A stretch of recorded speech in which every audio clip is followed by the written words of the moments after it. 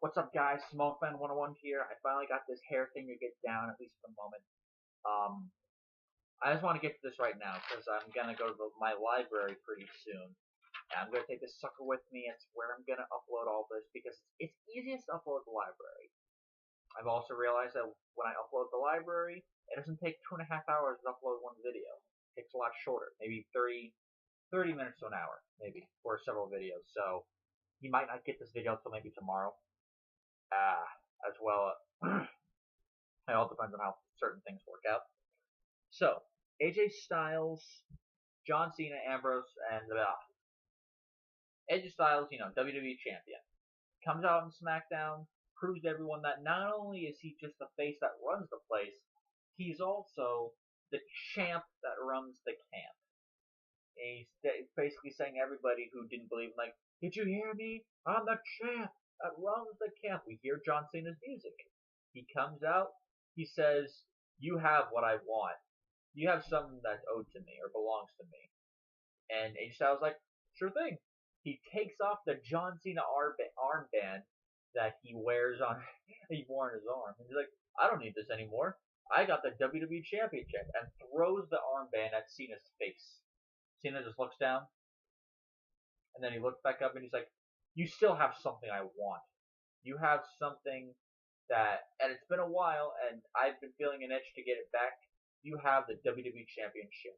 And he basically is going on like, I want to tie Ric Flair's record as 16-time world champion. So he's purposefully doing this. I get the feeling he's not going to be 16-time champion. Then Dean Ambrose comes out. Dean Ambrose gets right up in Styles' face, and says that, the low blow is a cheap shot, it cost him the title, and, cutting the normal face revenge promo that I'm going to get my title back, I'm going to run you through the ground. John Cena interrupted him, saying, like, whoa. Oh, hang on. You hung this guy by his balls on the top rope just a couple weeks ago, and here you are complaining you lost to a low blow?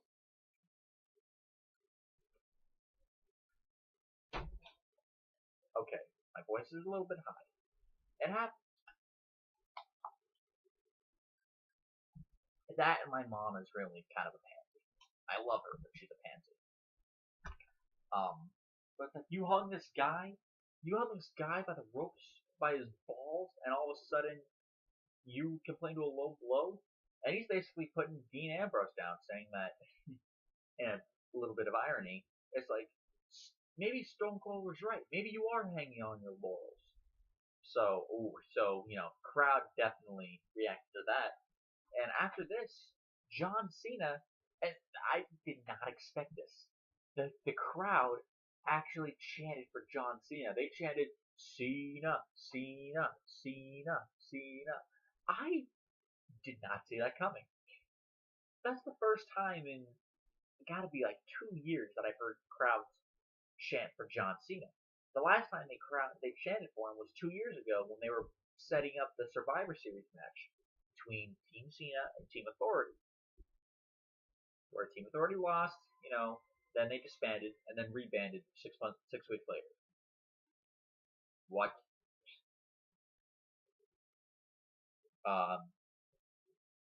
Shane McMahon came out to settle the matter. He says that he told Dean Ambrose that he will get his one-on-one rematch against AJ Styles in the future, but right now he needs to settle this issue, and he announces a triple threat match for the WWE Championship at No Mercy, which is SmackDown's next pay-per-view. It'll be AJ Styles defending the WWE title against John Cena and Dean Ambrose in a triple threat match. A match that I am promising you will be awesome. That has to be an awesome match.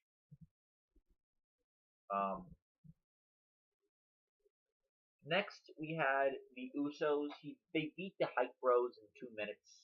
It was just it was just like a showcase match for the Usos and the Hype Bros. Usos more so because they're heel. They need the momentum. That makes sense, right? Next, we had a We had the Miz walk out in the ring and cut a promo how he's still doing the 170 something days of the never-ending Miz World Tour. He says. Dolph Ziggler comes out, still calls him a coward because he used his wife Maurice as to win the Intercontinental title. And he's like, how about it, Miz? You and me, one more time for the Intercontinental title. No Maurice, no Maurice, no bodyguards, no caddies, nobody at ringside, just Miz and Ziggler, one-on-one, man-to-man. Maurice gets on the mic saying, are you demanding that my husband, that we give you an Intercontinental title shot? Back and forth.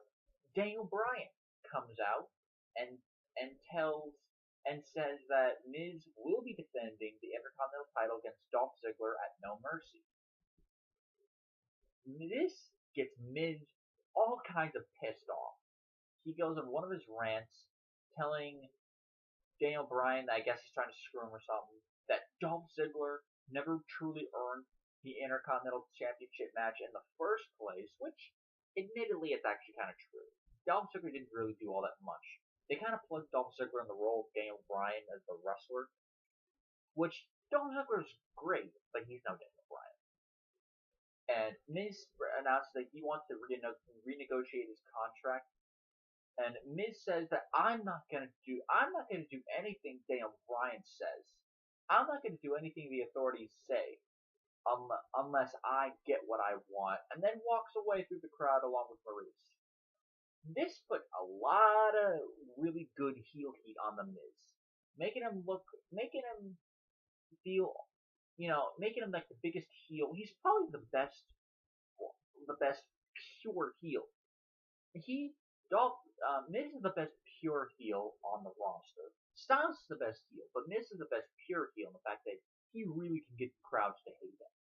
Styles is a heel, and is a great heel at that, but crowds chant towards AJ Styles wherever he goes. This was actually a pretty damn good segment, I have to say. A lot of fire from the Miz. He's, like I said, he's on his A game. Oh yeah, I almost forgot. In the opening segment, Shane McMahon also announced that there will be a tag team match. In the main event, it'll be John Cena and Dean Ambrose against AJ Styles and a partner of his choosing.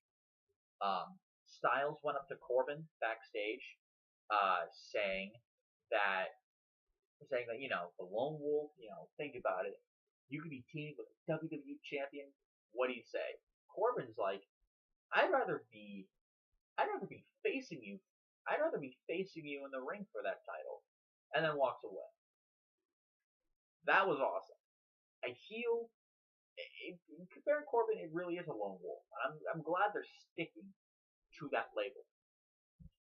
Next, we had what was supposed to be a rematch from the pre-show, the Backlash pre-show a few days ago between Baron Corbin and Apollo Crews. Corbin attacked Crews before the match could begin, laid him out with the End of Days on the mat, and then we get Jack Swagger, who comes to the ring. Apparently, and the commentators told us that the rumor was that Jack Swagger's Raw contract was up, so he moved to SmackDown. And that actually kind of makes sense because Jack Swagger has not been doing anything on Raw since the brand split, and he lost to fucking Jinder Mahal the night before. So a little bit unrealistic, yeah. But Jack Swagger did cut a promo on Baron Corbin. Baron Corbin bailed, by the way.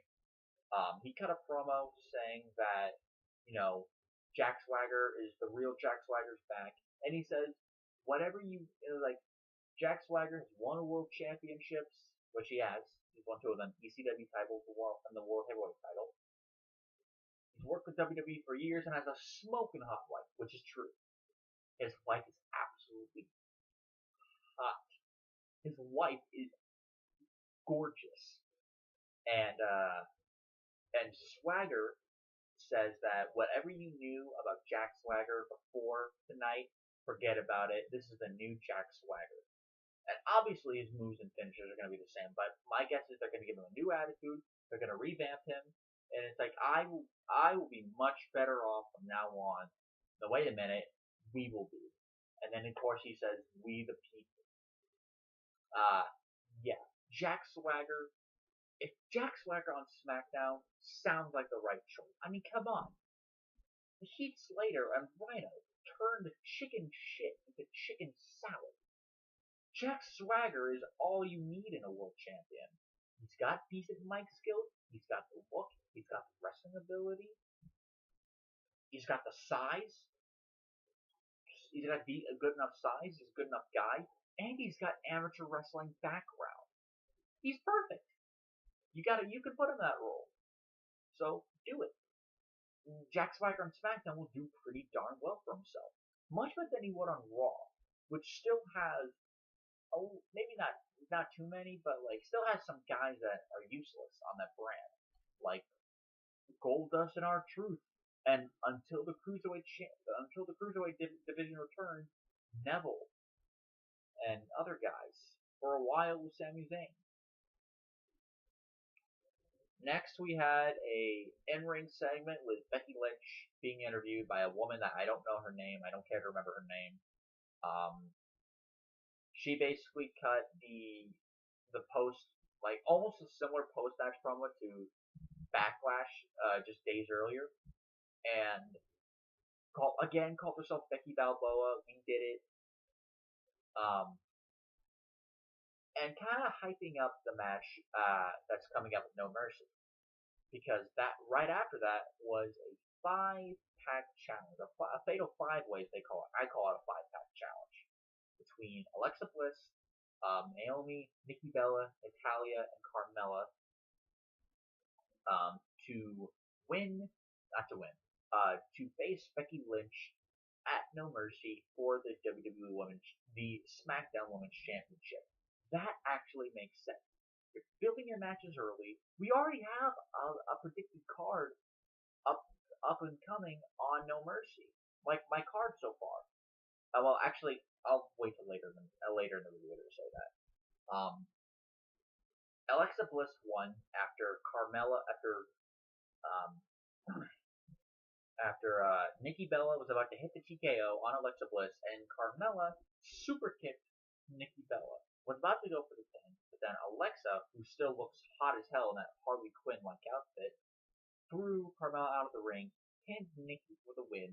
Alexa Bliss is your number 1 contender.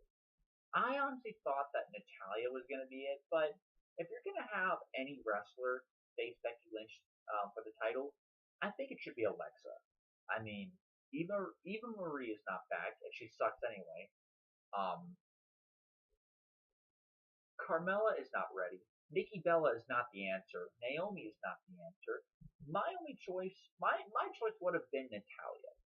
But Alexa Bliss, she's actually somewhat fine as a wrestler, so I have no problems with that.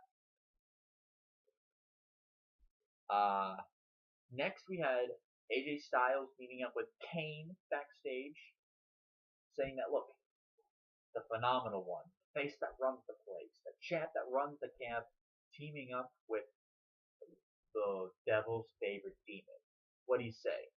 Kane looks at him, he laughs maniacally and walks away. Obviously the answer was no. I feel bad for Styles. He can't fight a tag team partner, heel or face. Next we had the contract signing segment. Shane McMahon said, like, look, I wasn't a big fan of the guy, but against all the odds, Heath Slater won the WWE SmackDown Tag Team Championship along with Rhino. He invited Slater to come out to sign the contract. Slater did. He came out with Rhino. He signed the contract. His shirt says I have kids, and on the back of it says I need a job. I want that shirt. If there's any WWE shirt I want right now, it's probably that one. That was awesome.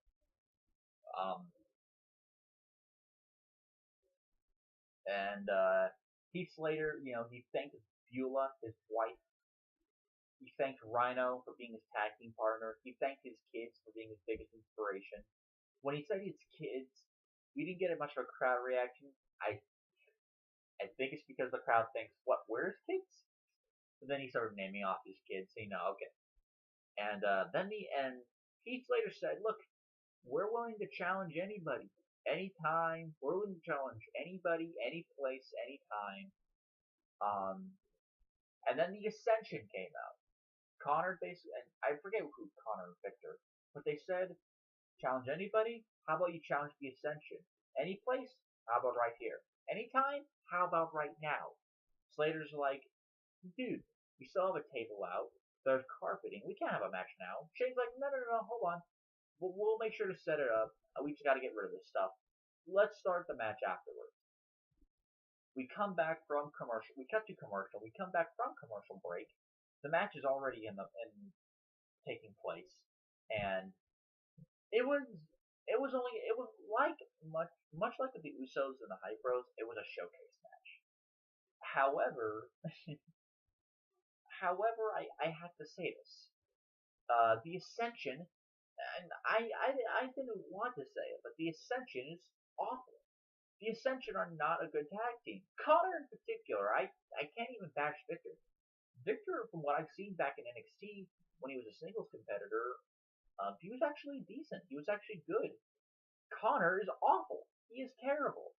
Which made sense because the Ascension only had one tag team move to do, and they somehow fucked it up. And Connor was the center of it. Connor had Heath Slater set up kind of like this. Victor, from what the looks of it, it was going to be like a double axe handle or a clothesline. But then Connor slammed way too early, and Victor ended up hitting Heath Slater on the mat. At least he hit Heath Slater, but Connor fucking sucks. He sucks.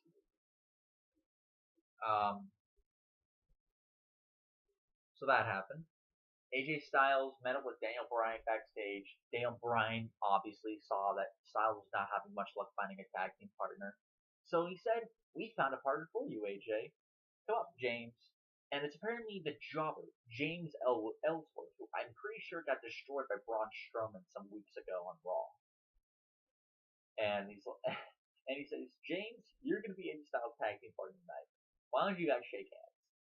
Styles cannot believe this and walks away. I thought that was funny. Next we had a Randy Orton Bray Wyatt segment. Who cares anymore? God. Look, I like this, but I don't care about Randy Orton against Bray Wyatt. Not that I think the matches are going to be bad.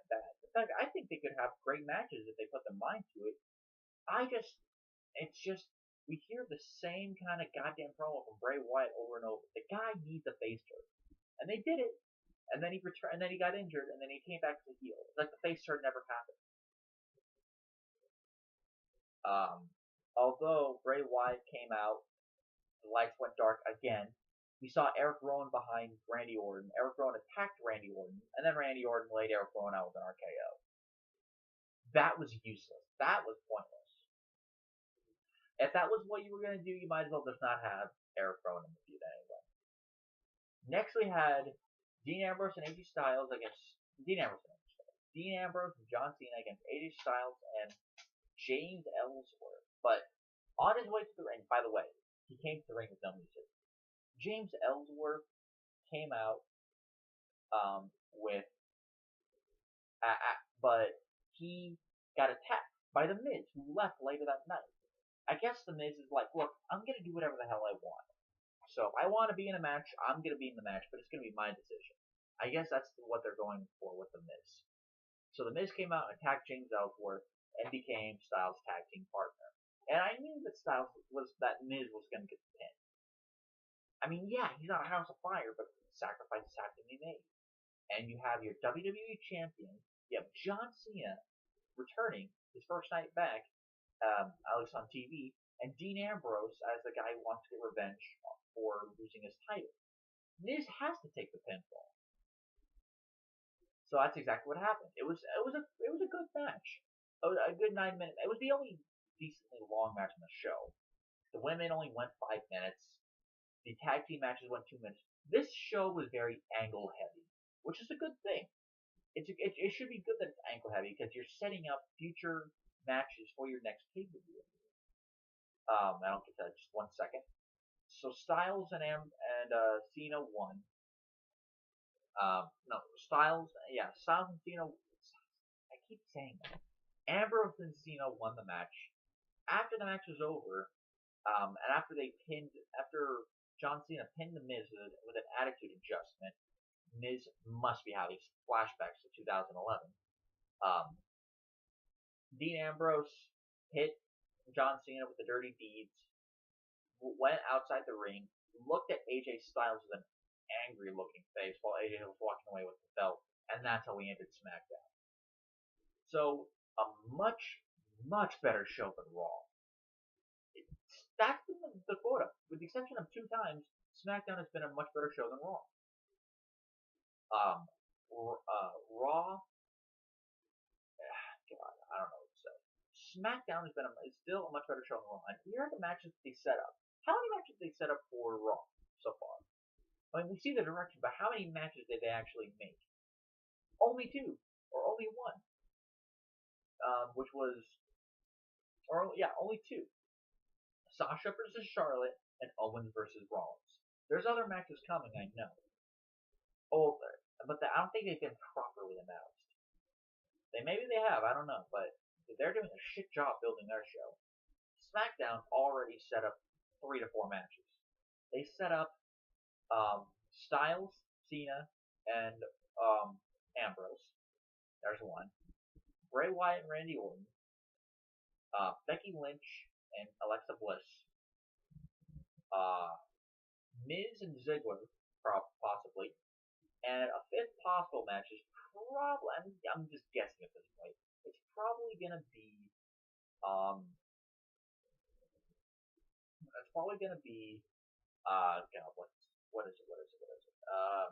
a tag team title match, triple threat tag team title match with Slater and Rhino defending against the Usos and returning American Alpha. I'm guessing the Usos probably win that match. And a 6th match they could add is the rematch between Apollo Crews and Baron Corbin. So that's it, guys. A much better show than Raw. With that said, I will see you later with more reviews for NXT, Lucha Underground, the Cruiserweight Classic Live. So until next time, guys, I will see you later. Peace.